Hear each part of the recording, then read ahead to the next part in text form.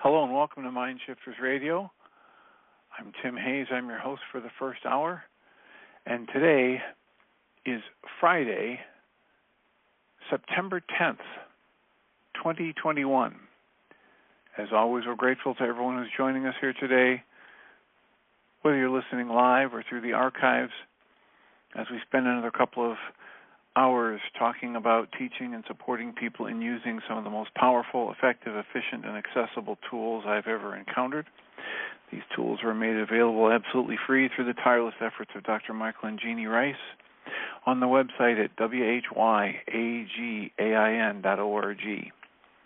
If you go to that website and click on the red and white bullseye or the link in the upper left-hand corner of most pages that says Start Here, it will take you to a page where you can download and read Chapter 24 of Dr. Ryce's book. His book is titled, Why Is This Happening to Me Again? That chapter of that book contains a narrative description of the primary tool in this work. That tool is called the Reality Management Wake-Up Sheet, sometimes called the Reality Management Worksheet. And it's a tool I've been using to great effect for over 17 years to improve the quality of my life and most of my relationships. And a tool that I can use anytime I get a negative emotion to help me turn that into part of the infallible guidance system that each of us has been given. You can also download the actual worksheet process itself. It's a simple PDF file. Click it, download it, copy it off, and use it as often as you'd like. You can also download a whole host of audio files of shows like this one where people have been either stepped through that process or offered powerful testimonials about how the actual application of that tool in their life has improved the quality of their life.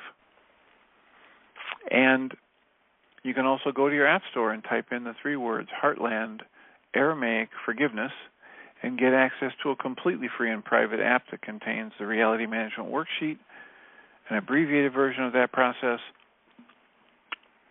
and a copy of the Dragon Klingon game, which can but offer glad assent to your will that it may be extended to itself. And Pam Grout, in her Course in Miracles experiment book, Lesson 253, is titled, Tweak and Ye Shall Find.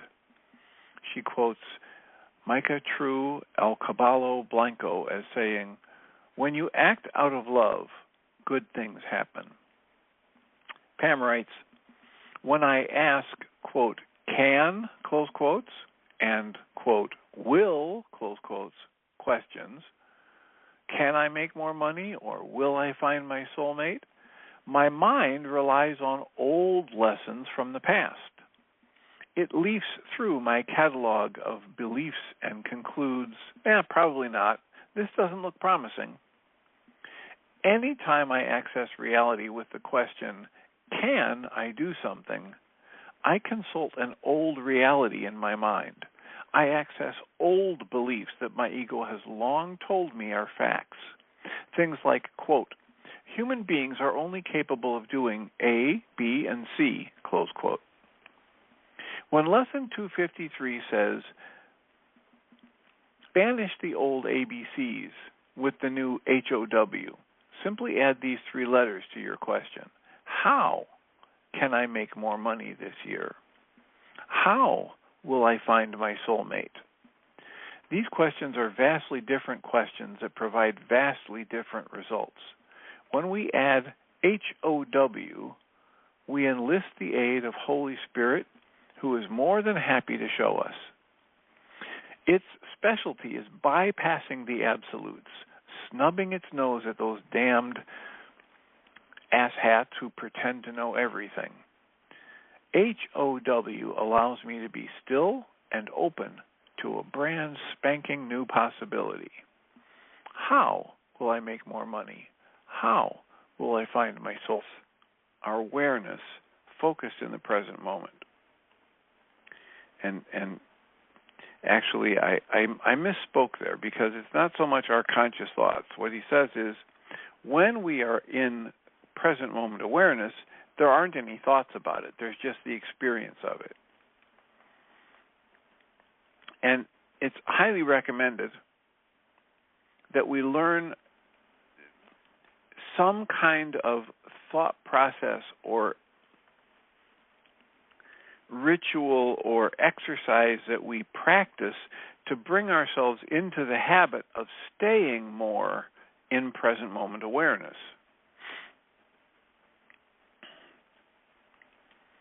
And he's talking about,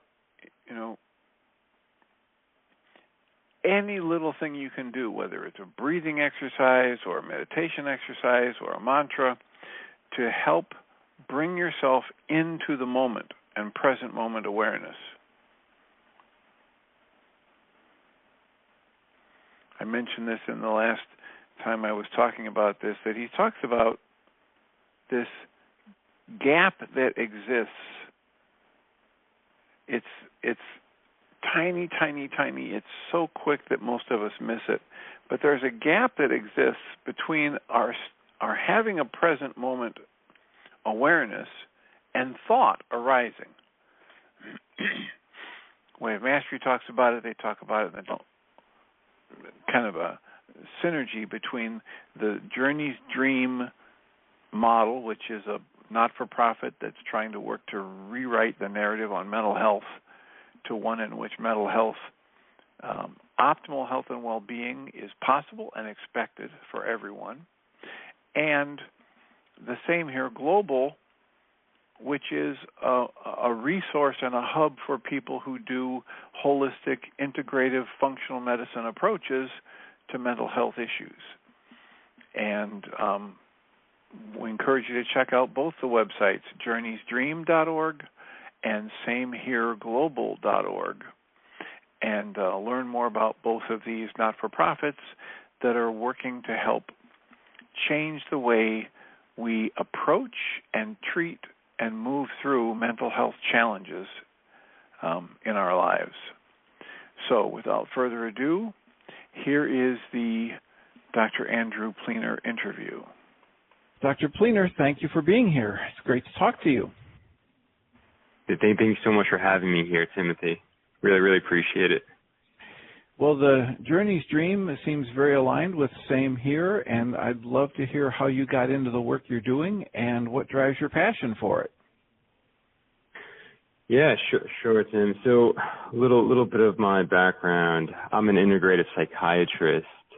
I have a practice out in Central Florida, and my real motivation to get into the space really came about from childhood experiences. My father is a functional family practitioner who had an emphasis on lifestyle medicine and weight loss and nutrition. And he used to always tell me at a young age, I used to shadow him frequently, people would come into his practice overweight, and they would be on cholesterol-lowering medications, and then they would develop insulin resistance due to the weight, and maybe put on diabetic medications. They would develop sleep apnea, and then they would feel fatigue and eventually be diagnosed with depressive symptoms and, start being put on multiple psychotropics. They would come to his practice, and he used to always tell me, does anybody actually help get the weight down and work on the lifestyle medicine so that they don't actually need all these medications in the first place? It always really resonated with me watching him coach them, to weight loss and put them on nutritional plans. And he was very big into the whole brain-gut connection back in the 80s when this was something that nobody was ever really thinking about. And he would start to take people off the medications or at least lower the dose. And I used to watch the mood symptoms start to really change. And it really made me aware, even at a young age, that there's a big connection between lifestyle and the way we think, feel, and function. And then when I was a little bit older, we took a trip to Africa, and we went to Kenya and Tanzania, and it was an amazing trip. But on the way home from that, my mother ended up getting sick. And, it just wasn't getting better. She was having indigestion, upset stomach, and we ended up taking her to a doctor, and she was diagnosed with a parasitic infection and was put on antiprotozoans and started to, what we thought, get better. And then for the next 2.5 years, she lost tremendous amounts of weight.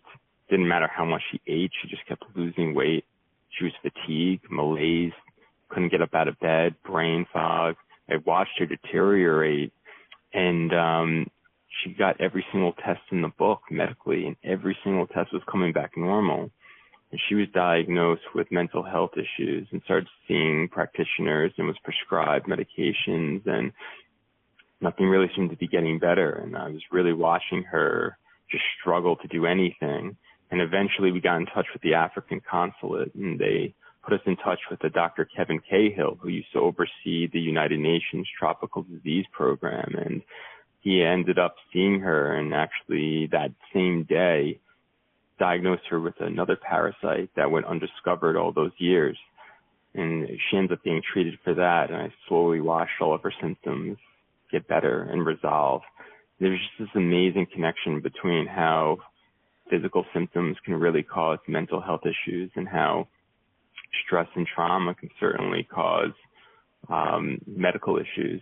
And as I ended up going into medical school, I made up my mind that I wanted to be a psychiatrist, but I wanted the focus to be on mind-body connection. And I think watching all those struggles that, I had gone through, watching my mother get sick, and just the weight of all of that. And my parents ended up separating as I was going into college, and just the weight of all of that, I started to experience physical health issues myself, light sensitivity, fatigue, brain fog, just loss of interest. My grades were, on par, and, I was getting all A's and got into medical school and still did extremely well. But, because I didn't really meet this criteria for disorder, because I was high functioning, but I was having all these physical health symptoms. When all these tests came back negative, I just assumed that it wasn't mental health related. But as I started studying the mind-body aspect and learning the impacts that stress and trauma has on psychological processes, and how that leads to hormonal imbalances and inflammation and changes to the neural circuits, and how that impacts the way we think, feel, and function, I started to realize that it's stress related. And I started going on a mission of wellness and lifestyle and diet and exercise, and getting into modalities, whether different styles of breathing and mindfulness, and it just started me on my whole journey towards an integrative path.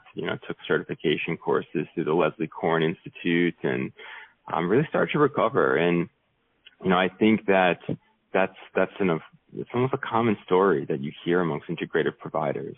Everybody has their own story, and so that hopefully that gives a little bit of my background as to why I got involved with this space.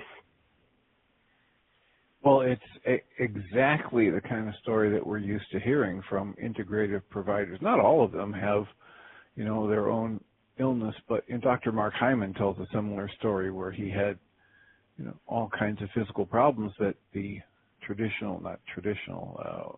the current medical model couldn't provide any solution for, and that's what drove him to get into the functional and integrative medicine area. So it's wonderful to hear that you were able to turn it around, and that the situation for your mother was able to turn around. And now you're practicing as a functional medicine psychiatrist. Can you let me know, in your definition, let our listeners know, how you would give meaning to that? How do you talk about that in a direct way with patients as the difference between you and somebody who doesn't call themselves a functional psychiatrist or integrative psychiatrist? Yeah, so I refer to myself as an integrative psychiatrist, and definitely I utilize a lot of the principles of functional medicine as well. But the main difference is that, if we're speaking from the conventional model has been very heavily based off of diagnosing, based off of the DSM criteria. And, if you have 5 out of 9 of these symptoms, you have this diagnosis. If you have 4 out of 9 of these symptoms, you do not. You're perfectly fine, healthy. There's nothing going on, right? And medication management has been one of the primary, sources for treatment. Well, the integrative model really looks at the whole person. It looks at how medical conditions actually impact mental health, and how stress and trauma actually can impact the body, causing medical issues. And really learning mind-body connection about how challenges that we go through in life on top of genetics and lifestyle, how does that really impact psychological processes, affecting things like ruminating thoughts and cognitive fusion and lack of psychological flexibility? And what does that actually do to the body? What does that actually do hormonally to the body? What does our body start releasing when that happens? And what happens when we start shifting the balance between a normal balance of fight or flight and rest and digest response towards fight or flight response? And when the nerves in the body that want to slow everything down start to become neglected and shrunk, there leads to consequences. And that starts to impact our digestive rhythms and our circadian rhythms, our ultradian rhythms, and can't absorb, the proper nutrients anymore. We can't make the proper neurotransmitters anymore. And they could explain all these different concepts to the clients. And when you start looking at it that way, you realize that mental health is not a binary topic of sick versus healthy. It's not this straight line where if you either have disorder or you're perfectly fine. It's a continuum. And maybe this stress and trauma starts to change your nervous system in your body to the point of getting disorder, or maybe it's manifesting in low reaction time, poor decision making, fatigue, missing free throw shots. And then what are all the different ways that we can help push these processes back towards pre-trauma states using various non-medication modalities in combination with conventional modalities? It's just about knowing that there's other ways to really get to the source. So whether we're talking about diet and lifestyle or micronutrients or alternative ways outside of meds to regulate sleep. It could be as simple as recommending blue light blocking glasses to help increase melatonin at nighttime because we're on all these screens all the time, and how we can start utilizing B complex vitamins in the morning, or B12 in the morning, and what are many different botanicals that we can use as alternatives to medications that are a little bit more natural. And so to me, it's really looking at how the underlying medical conditions are affecting our body and how we can actually start to treat that to actually improve our mood, learning how nutrition actually affects our body, and really learning how stress and trauma actually impacts the nervous system, and really working on all three of those buckets and utilizing conventional tools and tools beyond pharmacology. Wonderful. Wonderful. And so at somewhere along the line, you're decided to be the founder and director of Same Here Psych Alliance. Can you tell us about that entity and what you're hoping to do with that?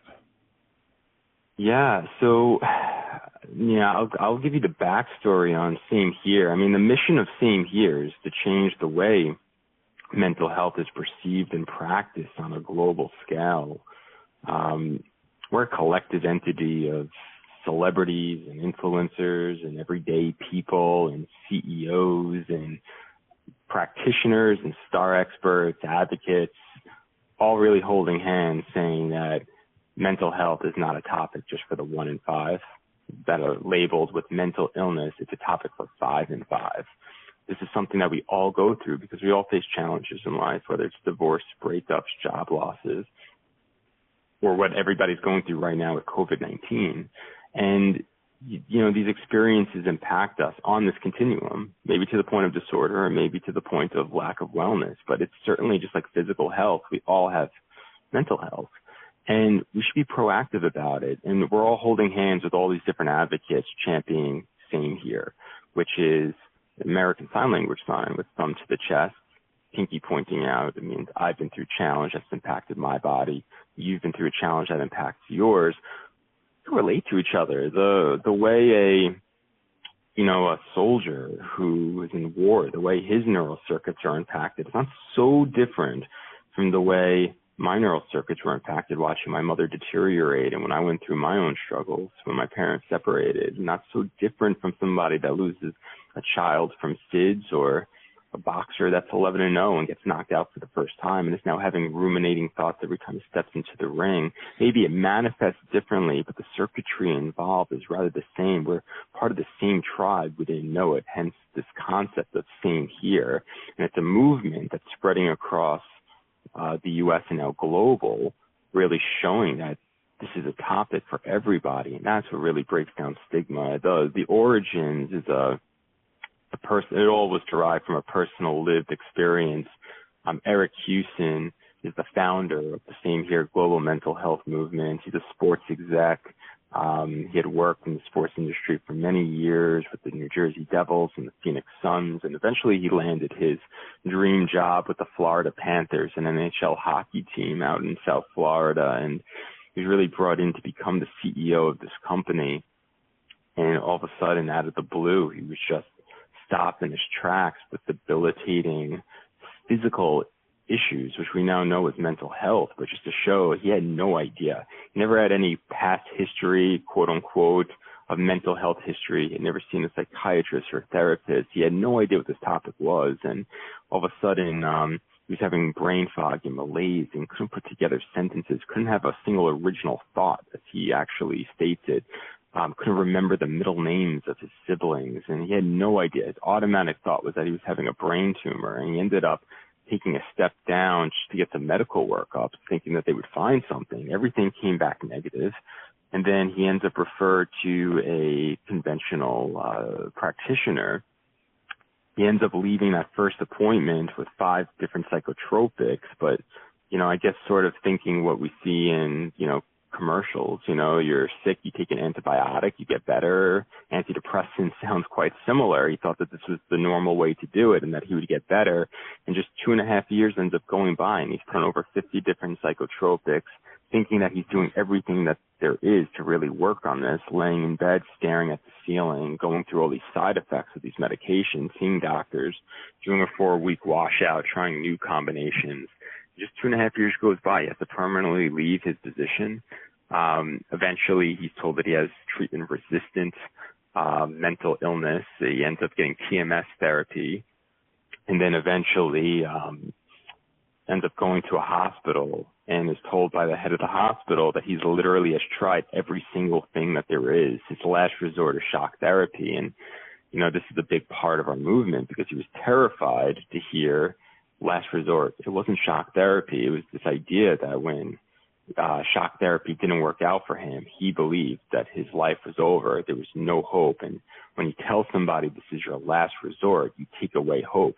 When you tell people that there's all these different modalities out there that can get to the source, give hope. And part of our movement is to make sure nobody ever has to hear those words ever again. He ends up leaving Florida. He's living with his parents out in New York. And parents are in the school industries. Father's a principal, mother's a teacher. They end up getting connected to an integrative psychotherapist and, just blown away by the work that she does. Says, Eric, you have to try this. And he was skeptical, ends up giving it a shot. And she's the first one that really explains this concept of breathing and how when we're stressed for such a long period of time, to really explain the education of mind-body connection, about how the stress and trauma disrupts all these neural circuits, leading to hormonal imbalances, inflammatory changes. He goes into polyvagal theory, explains him about brain-gut connection, and educates him on all these different supplements. Got hooked up with this pioneer in integrative medicine. Yep. Okay. After he'd done that, he took the 3-day living, breathing course and extended it for 30 or 40 days, and then eventually. So who did he get hooked up with after that? Yep. So he ended up getting connected with Dr. Richard Brown, pioneer in the space. He's faculty over in Columbia's program, author of The Healing Power of the Breath. Definitely a must-read. And he went in to really explain the depths of mind-body connection, how it really physically changes the body, and then educated him on multiple ways to heal outside of prescription medication, various supplements and dietary and lifestyle changes. He was able to lower his psychotropic medication and put him on, various supplements, and then taught him ways to heal outside of breathing, taught him the concepts of Qigong meditation, different various styles of yoga. He learned about tension and trauma releasing exercises and EFT and various non-medication healing modalities, otherwise called complementary alternative. We call them STAR exercises. And he ends up going on this retreat to Indonesia, goes into more depth about all of this, and really starts to feel better. When he comes back, he connects the dots on three concepts. One concept is, for 2.5 years, every single person was telling him all about medications, and when that doesn't work, you have TMS and shock therapy as your last resort, only to then find out that there's a million other options out there that nobody had ever explained to him before. The second concept, as we mentioned earlier, is that even watching somebody else go through a challenge can actually impact your mental health directly. Then who on this planet isn't impacted in some way when we think about watching others go through breakups and job losses and divorces and what, like we said, what we're all going through here with Corona. If going through a challenge directly or watching somebody else go through a challenge can impact you on a physical level, then why do we see on nonprofits all around the world that 1 out of 5 are at risk of mental health issues? Why isn't it a 5 and 5 topic? And why aren't we learning about all these non-medicative ways to heal that are safer and much more effective? And why aren't we doing this at a young age for resiliency purposes? We certainly do that with physical health. We don't wait for plaque to just build up in our bodies before we start exercising and eating right and eating organic. Why aren't we doing that with our central nervous system? So he shares a story on LinkedIn about 3 years ago now, and it gets read over 150,000 times within 3 days. It gets over 500 missed calls from as far as New York to China, and the commonality on all these calls is nobody was talking about disorder. Everybody was talking about a lived experience that they had been through. And, you know, whether it was watching somebody go through an illness to having a breakup and getting remarried, but still not truly feeling like they're over their ex, regardless of what their physical symptoms were currently, they were all talking about the root underlying causes, the challenges in their life. Maybe it manifested later on, to the point of disorder or anywhere on that continuum. So we decided to form this organization, Eric did, to get away from just focusing on disorder and more on the root underlying causes, the challenges. I was able to get various people in the sports industry because that was the background, Major League Baseball players, NFL, NBA players, musicians and DJs and actors and actresses to all share a vulnerable story of a challenge that they've been through or watched somebody else go through. We call it the Same Here stories. And collectively, they're referred to as the Same Here Celebrity Alliance. People started to tune into our website to read these stories of celebrities, and our audience began to climb over social media. Eventually, we let everyday people share stories. They're called Same Here Heroes. And they started to reach out and say, look, we understand, we're starting to get this, that maybe this is a topic for everybody, 5 and 5. We all go through these challenges, but how do we learn ways to build resilience so that this, just like plaque doesn't build up in the arteries, so the stress and trauma doesn't build all the way up in the central nervous system, or at least we can use these ways to complement the medication ways. And that's when I really ended up getting connected with Eric. I was practicing integrative psychiatry out in Florida, and then doing work with somebody that was connected to the organization, a mutual friend, I guess you can call it, ends up connecting Eric and I. Eric and I end up having a 2.5-hour conversation. We end up realizing that we're both from the same town in New York. Actually went to the same high school, just about 6 years apart, never knew each other in the high school, but it was just very serendipitous deal. And we wanted to bring awareness. We had this idea, let's bring awareness to these non-medicated healing modalities. People want this. Eric had no idea any of this existed. It's not taught in medical school. It's not taught in residency. 7 billion people on the planet. We seem to be getting an audience. How do we bring awareness that these modalities exist? But we wanted to get away from calling these modalities complementary or alternative, because some people will say, I don't want to try something complementary or alternative or holistic. I want to go to where the science is, where the medications are. And the word alternative also bothered us because these modalities have been around a lot longer than conventional, modalities. So we ended up coming up with this acronym called STAR. STAR stands for stress and trauma, the things that build up in our nervous system, active release and rewiring exercises, or we call it the gym for the brain. We all know all the different various exercises for your physical health.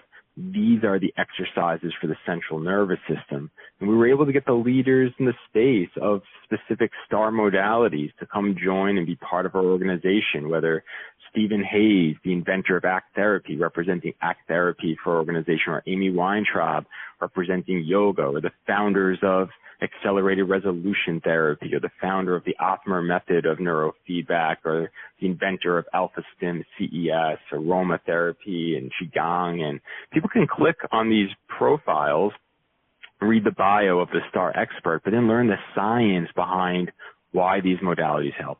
How does integrated breathing modalities help the nervous system? How does it actually impact the vagus nerve? What is the vagus nerve? How does that help improve digestion and reduce inflammation?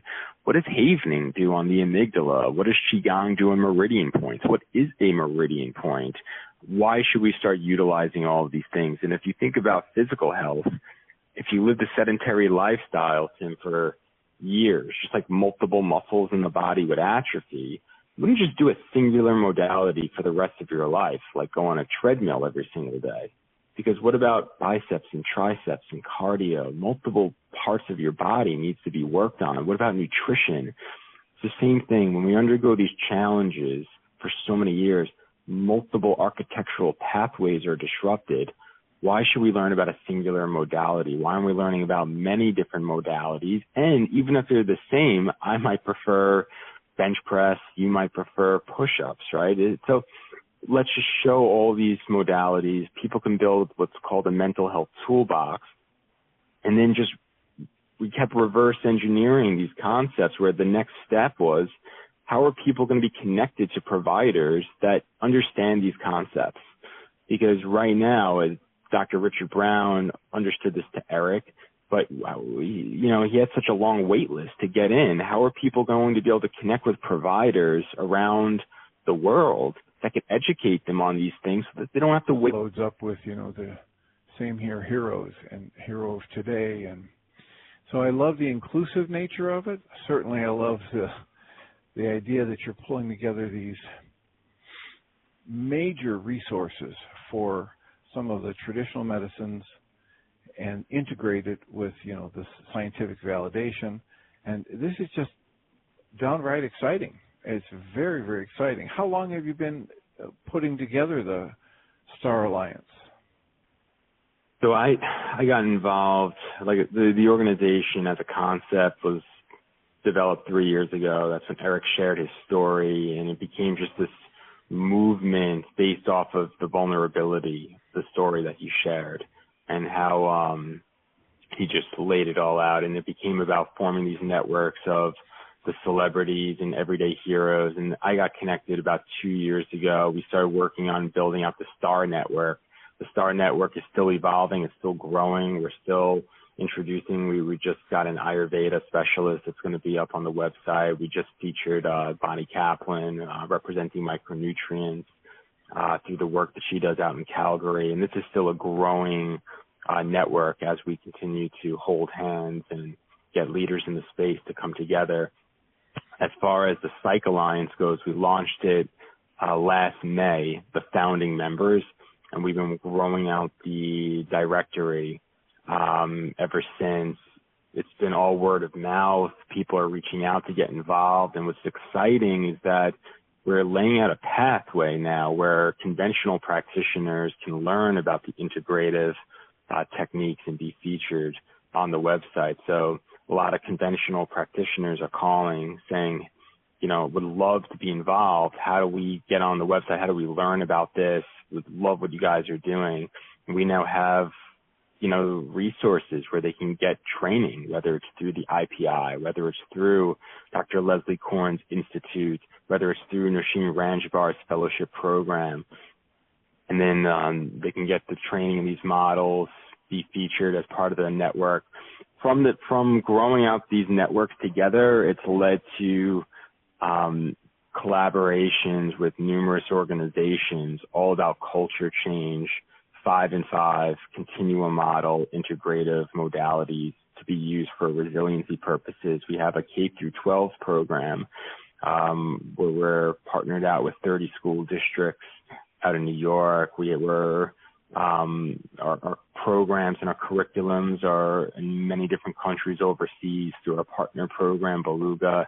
These are all culture-changing programs where, we get celebrities and influencers to share vulnerable stories, work to build student-led mental health clubs, using our Scale app technologies to improve social and emotional communication between teachers and the students, not just for the 1 or 2 students that seem to be, I believe you agree with, mental health will be really looked at the same way we do physical health. When it comes to physical health, there's a gym on every single corner. People work out. We learn about from our dentists and our primary care physicians what happens if we don't brush our teeth. This plaque is going to build up and eventually lead to periodontal disease. And we learn about all these different wellness modalities. We learn about what happens if we eat bad food and what it does for the body. And we don't wait. We don't just learn that there's this thing called periodontal disease, and if you don't have this, you do not need to do anything, keep living your life fine. But that's the message that we're telling the 4 out of 5 group, the 80% of the population that feels that they're not at the point of disorder. They feel that this is not a topic that applies to them, even though their circuits are being impacted. They might be operating at 70% capacity, but why even settle for that? So our goal is to make it so that one day we're as proactive about our mental fitness the same way we are our physical fitness. Wonderful. Excellent. I remember years ago running across a TED Talk by a psychologist, and the whole idea was emotional hygiene. And he made the very same point you did. I mean, it's an idea whose time has come and hopefully catching on like wildfire. So we've given the website. We've got samehereglobal.org, and people can find out all they need to know about you on that website. I want to thank you so much for this interview. It's one of the easiest I've had to do. You're very well versed in this, and I'm looking forward to getting the Journey's Dream founders connected with the Same Here founder, as we mentioned in a previous talk. Let's make sure we make that happen. Yeah. And I can't thank you enough for the work you do and for taking the time to talk to us here on the On Your Mind podcast. It's delightful. I look forward to following your work and perhaps getting Journey's Dream and Same Here to collaborate in the near future. Yeah, thank you so much for having me, Tim. I love the work that you're doing. This is an important part of the mission, bringing awareness to all of this. Would love to collaborate with Journey's Dream. I think to really get this message out there, we have to hold hands with people with like-minded philosophies. Your organization certainly is very much aligned. Would love to see this happen. Yeah, the idea coming from one of the people who was a seed for the Journey's Dream organization, Dr. Michael Ryce, he's been saying for years, we want to get these tools into the minds, hearts, and hands of every human being on the planet. And that's not something one person's going to do. Exactly. So.